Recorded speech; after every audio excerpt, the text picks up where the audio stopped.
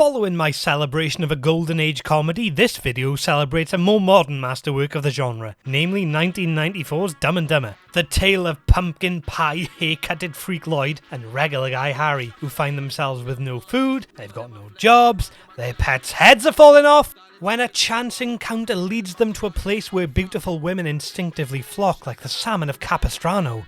I'm talking about a little place called Aspen.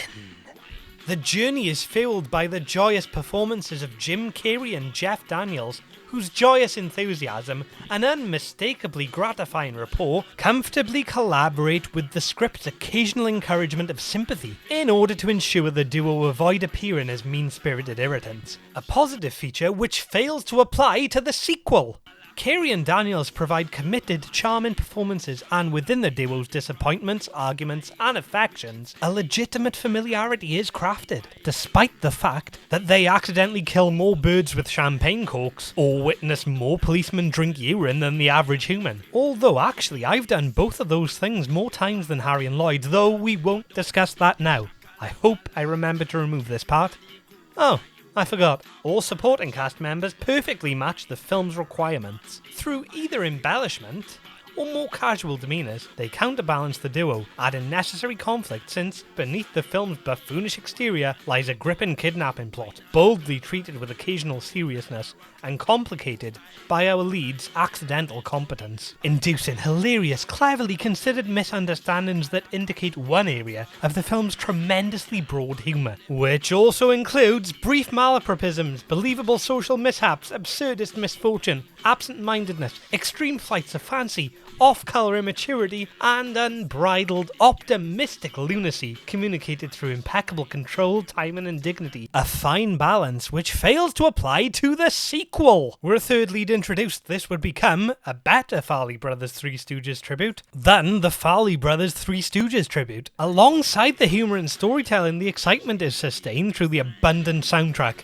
featuring traditional hits, experimental numbers, and euphoric alternative rock inclusions proudly encapsulating the 90s. The film is readily available on Netflix in the UK and presumably elsewhere, and all are hugely recommended to watch or rewatch this comedy classic. It's a relaxed viewing experience that many may choose to indulge in while doing a bit of boozing, sucking back on Grandpa's old cough medicine, or a couple of bowls of loudmouth soup. If they're not to your taste, make it 4 Boilermakers. Dumb and Dumber will provide a distraction from the humiliation of accidentally killing an owl with a champagne cork, or making a policeman drink urine. I'd assume I've never done those things. I'm pretty sure I removed that confession.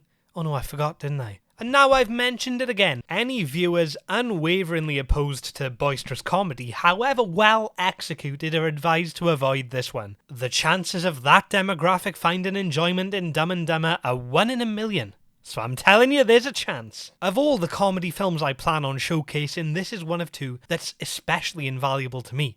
Thanks to its excellent cast, humour, moments of imagination, and eventful premise, Dumb and Dumber is a film I've revisited throughout my life, always receiving the same degree of extreme enjoyment. It's therefore held a long-lasting position in my top 10 films of all time, an accolade which fails to apply to the sequel. As you've undoubtedly gathered from this Dumb and Dumber video, I like it a lot.